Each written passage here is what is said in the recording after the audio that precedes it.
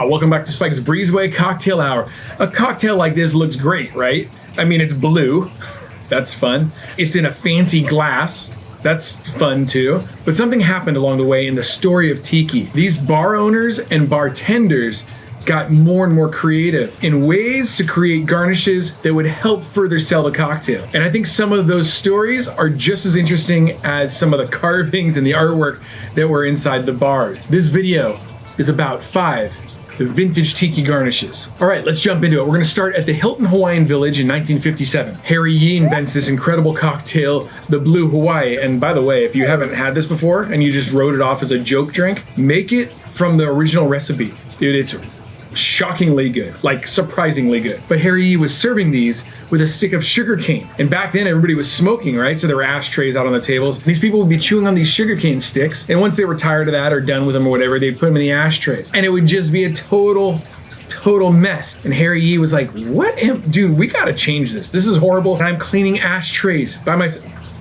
And he was sitting there cleaning ashtrays after Martin Denny had left. And he was like, dude, this is a bummer. Oh, the Bali High, Shelter Island. So what Harry Yee did was garnish with a pineapple wedge and a cherry, and then something that he noticed in Japanese toy decorations, he did this. For the first time in all of cocktaildom, the umbrella. And now, of course, the umbrella is synonymous with like tiki drinks, tropical drinks. Hell, they call them umbrella drinks sometimes, you know? But here's a bag of vintage tiki umbrellas. Pretty amazing, 50s, 60s probably. From Taiwan originally. And it's so funny because the colors, just the materials, I don't think you would see that again today. I think there's been a bit of maybe a decline in the umbrella. There's also been a lot of talk about like, did it actually serve a purpose? Like in Hawaii, if you had this shading your drink, would it keep your drink cooler?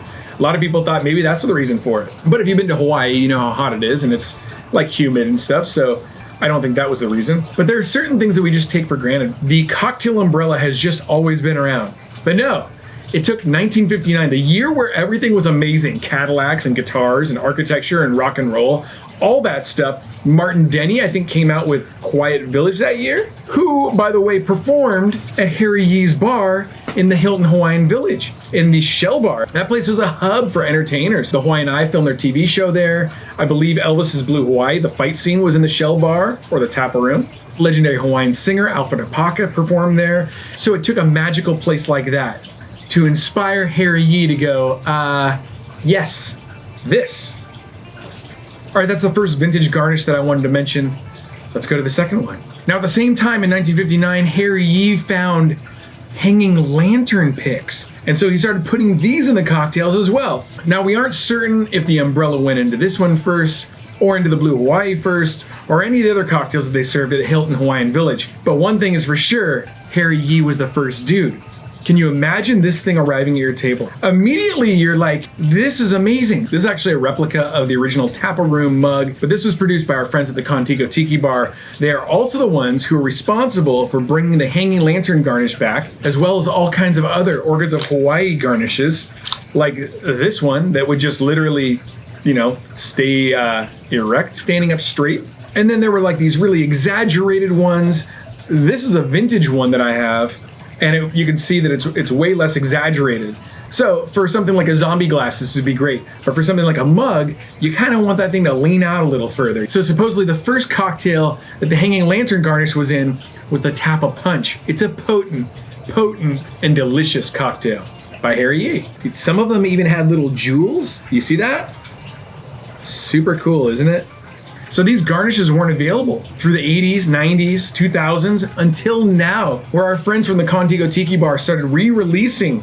They sourced the manufacturing, are producing them in bulk again, but you can see all the different styles that they've created, like the real reaching out far hanging lantern picks, and then kind of like some of the more gradual, there's long ones, there's short ones. It's amazing. And thank you to Gregorio and Anna for all the history about the umbrellas, about Hilton's Hawaiian Village, the Tapa Room, the Tapa Punch. They have opened up a whole world of interest to me that I just kind of dismissed for whatever reason. So this is not a sponsored video, but if you're interested in purchasing any one of these things, go and talk to Contigo Tiki Bar. You can go to Instagram at Contigo Tiki Bar or their Etsy page. These were gone for so long. I'm so impressed that somebody took it upon themselves to try and figure out how to produce them again. And if you're a bar owner, why would you not want to serve these with your cocktails? I mean, talk about elevating a cocktail for like a nominal amount of money. It's such a wow moment for the customer when this thing comes arriving to their table and there's like something swinging off of it. I guarantee you, you will sell more cocktails if you have an illustration of a drink with one of these things, and then this is how you serve it. Dude, people will freak out over it. So a massive thank you to the Contigo Tiki Bar. You are making modern tiki better. There is almost nothing more elegant than a coupe. It's sleek, it's tall, it's slender, it's sexy with its curves. So how do you make it better? How do you garnish something like this? I mean, you could put a cherry in there or maybe like a mint leaf, something like that. And it's kind of expected. You'd go, oh, that looks nice. But how do you do the unexpected? The third vintage garnish I want to talk about is the ice shell garnish. And here it is. This is Don the Beachcomber's 1937 cocktail, Beachcomber's Gold. You can only imagine the reaction people would have when this thing showed up to their table. And you know, for years and years, I tried to make them, and I just could not get it until recently. And I want to show you now how you make the ice shell garnish. Obviously, we're going to start with some ice, right? And we want big, solid chunks of ice. And then on Amazon, and there will be an affiliate link down below, this might look like a toy, but it is an invaluable tool. This is the snowflake. I know how silly it looks, but you crank this thing, shaved ice comes out from down below. And I've tried it by throwing ice like in a blender or just finely crushing it. Nothing works like this. So if you have a snow cone maker, that would work great. This works incredibly well and it's really cheap. So click on the link in the description below. Buy yourself one of these if you want to make an ice garnish. Of course, we are going to pour the ice into the top here. You fasten the lid on, and you just start cranking.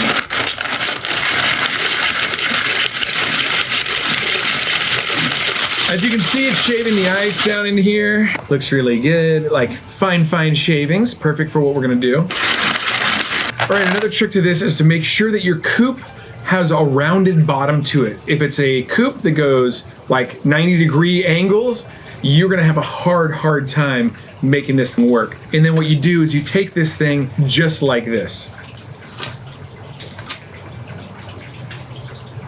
So you can see that you have basically like a full glass full of ice. And then all kinds of people have suggested different tools in order to make the ice shell. But one that makes the most sense to me, and I think my buddy Tim Swanky Glasner recommended it, it was by using a muddler, because everybody has a muddler in their bar. So what you do is you just start compressing this stuff.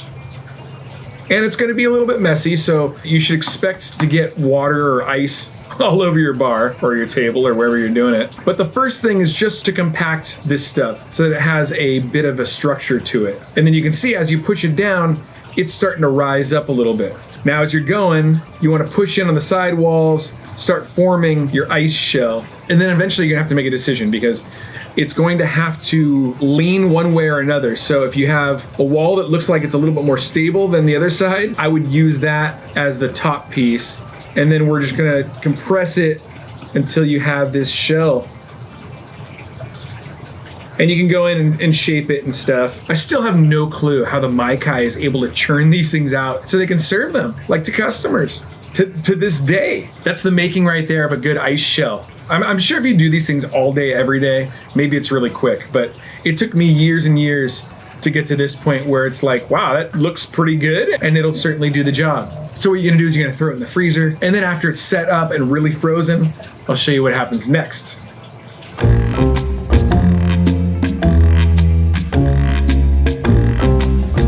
It's like nothing you've ever seen before. And so many different bars did their version of Don the Beachcomber's Gold. The Maikai serves their special daiquiri like this. The Kahiki used to serve the Kahiki Pearl just like this. It is just like a feast for the eyes. And they served it with these straws, so you don't have to try to like sip this thing out of the ice shell. And of course the cocktail tastes incredible. It is ice cold because it's surrounded by ice. If you're making this at home, you want to be sure to double strain. You don't want any ice chips floating in there. The great thing about this is the ice encapsulates the cocktail. The cocktail itself doesn't have any ice in it at all. So it's served up, but it's surrounded by ice. Like one of those ice hotels you go to. If you go to. People go to. I don't. Man, what a great cocktail. And they still did this at the Mai Kai today. It's just the most amazing thing when that drink comes out and the waitress goes, here's your fancy ice sculpture cocktail. Just one of the best garnishes to ever come out of Tiki. And Don Beach was doing this in 1937. Isn't that incredible? By the way, I'm drinking all these as we go through. Of course, there was nothing in the Tap of Punch mug, but 2 or 3 blue Hawaiis and now this, and I think it's going to be a show. So Don the Beachcomber, seeing the success of the ice shell garnish, he's like, what else can we do with ice? It's the most bizarre thing. And the first time I ever saw it, I was like, wait, what is this? I remember seeing it in the Book of Tiki, and it was a cocktail, but it had like some weird cone in it. And then there was a straw going through the cone. And I was like, is that cone ice? And if it's ice, then how the hell do you make that? The Navy grog is famous for having an ice cone garnish. If you go to the Mai Kai, they call it the Yeoman's Grog. Different bars had their versions of this, but Don Beach came up with this 1941. Years ago, Beach Bum Berry enlisted Cocktail Kingdom to reproduce the ice cone garnish mold. So if you go to cocktailkingdom.com, you can purchase this there. And again, I'm not sponsored by them or anything like that, but it is certainly worth the money. Again, we're gonna start with some ice cubes and our friend the snowflake. Pour this into the top here. And same as before, latch it down, start cranking.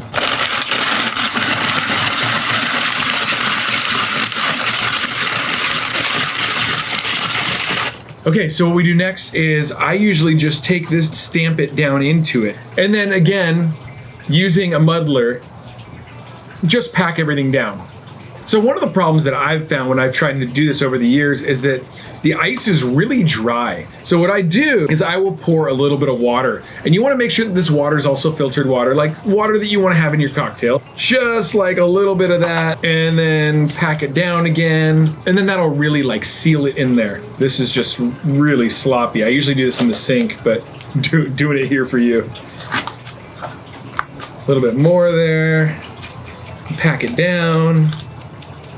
I like to try to fill this ice cone all the way up. Sometimes you can use the other end of the muddler because this is like the flatter end, so it really gets into the corners. And again, I might throw a little bit of water in there too to just like make things kind of congeal.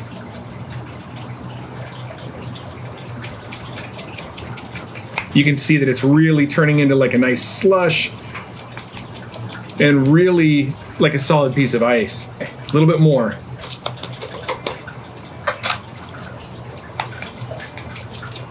I think in the kit for the ice cone mold, they recommend using a chopstick. Chopstick seems like way too narrow for modern straws, so I use these brass bamboo straws from Amazon. And you just kind of want to find the middle and then jab your way through. And then you can use your Surfside Sips glass straw and really kind of like punch out the rest of it. You don't want to try to punch it out with a Surfside Sips straw because it is glass and it'll probably break. Here's the thing. You can either freeze it with a straw in there. I don't know about glass. Let me tell you about the biggest pitfall that I have encountered. Once I get to this point, what I usually do is I will take it and pour it just like that. But the problem is, if you do this and throw it in the freezer, it'll freeze to the plastic. Any water that was there before will fill up the hole. You'll be bummed when you're trying to film a YouTube video because your ice cone garnish won't work. Yeah, seriously, just happened to me. So what is recommended is if you're gonna do that, put down some wax paper first, or if you can, leave it in the cone and freeze it like this. You can just set it like that. And these little cups come with the snowflake, so it's super easy. You know, I almost want to buy a couple more of these, even though they're kind of expensive, but they're worth the investment if you want to make more than one ice cone garnish for company or whatever, and you want to do it like all the same day, you need more than one. But if you plan out things in advance, you know, you can do these things so they're ready in advance. Okay, there's the hole, and then the Surfside Sips straw hole. And of course, if you go to Surfside Sips and enter Breezeway in the coupon code, you will help to support the Breezeway, and I really sincerely do appreciate it. We even have branded straws. This isn't one of them, but we do. So join Spike's Breezeway Straw Club. I don't know what that is. I just made it up. So that's how you make the ice cone garnish. You throw it in the freezer, and then after several hours, this is what it looks like.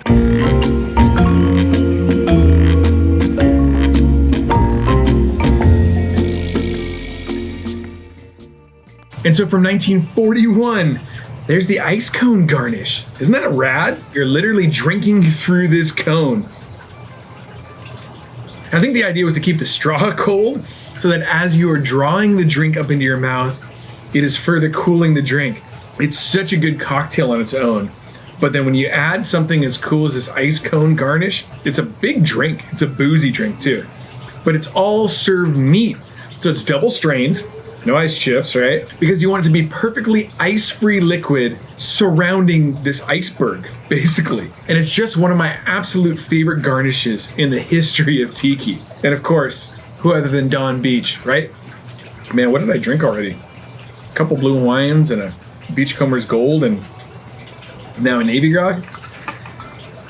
Whew. Dude, nobody really realizes that if you have a cocktail show, you drink a lot. And it's not because I want to like party or I'm drowning my sorrows. It's for you. It's for America. Well, actually, this is we're international. It's for the world. I'm doing this for the world. The world.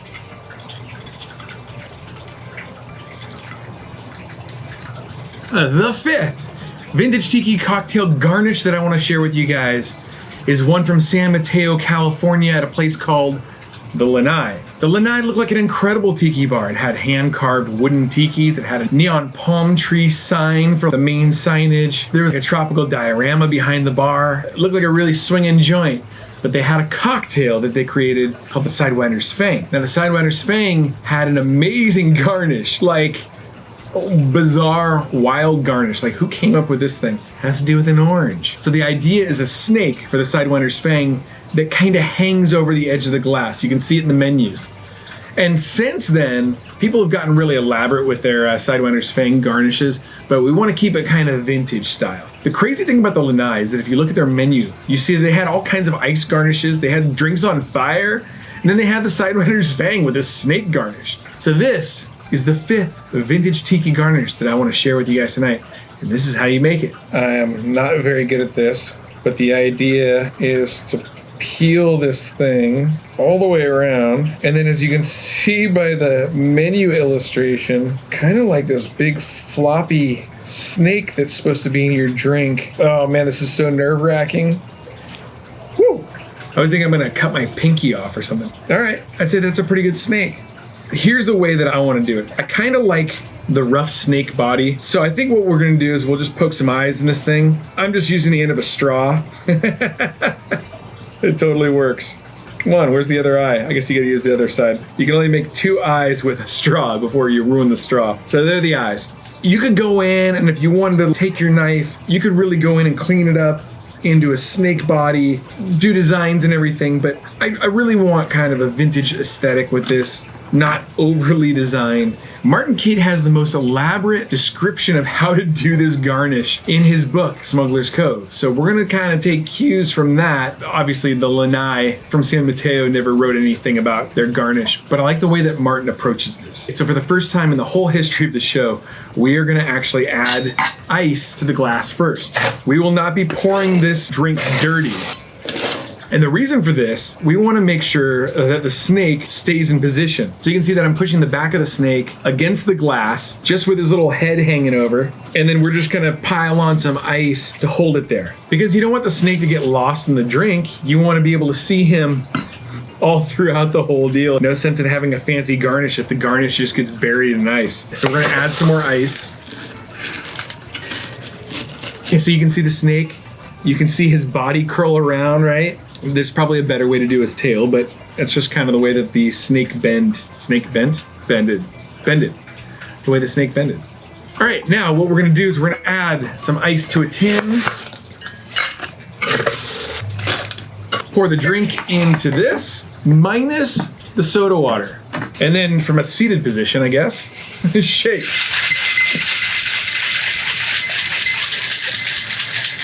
You wanna shake until that tin is good and frosty. Now, this cocktail calls for soda water. We waited until now to add the soda water because we didn't want to add it while we were shaking.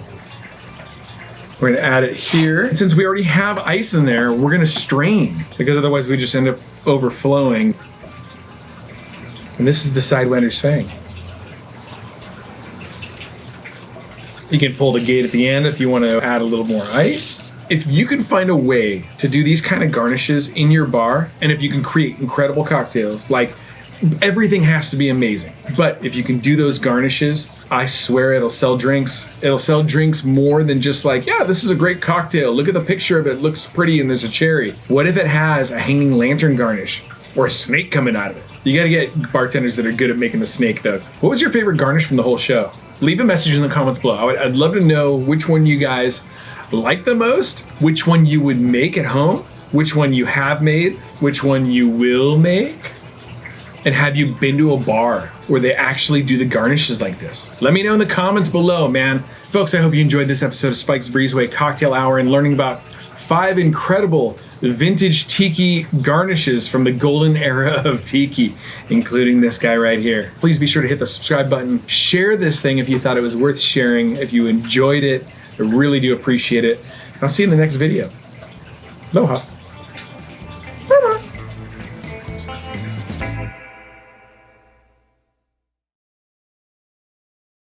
Oh my God, make that one at home. I know this isn't a cocktail episode where we talked about the ingredients. Go get the Total Tiki app from Beach Bum Berry. Dude, that is so good. It's like a fizzy orange drink with Demerara rum and dark Jamaican rum. So good. And this is like my 5th drink of the night. I think I'm doing okay. I think. I'm not slurring. I always trip over my words.